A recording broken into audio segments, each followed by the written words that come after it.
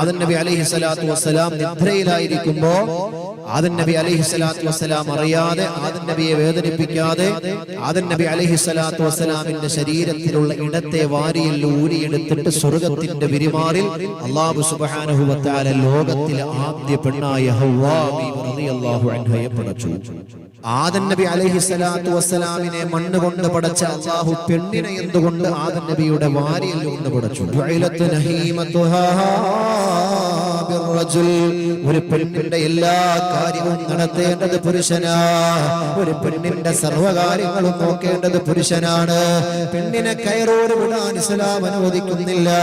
പുരുഷന്റെ കരവലയത്തിന്റെ ഉള്ളിലായിരിക്കണം ഒരു പെണ്ണ് ജീവിക്കേണ്ടത് എന്നും പറഞ്ഞ ആ പെണ്ണിനെ അവഗണിക്കാൻ പാടില്ല, ആ പെണ്ണിനെ ചീത്ത വിളിക്കാൻ പാടില്ല, ആ പെണ്ണിനെ പരിഹസിക്കാൻ പാടില്ല, ഉപദ്രവിക്കാൻ പാടില്ല.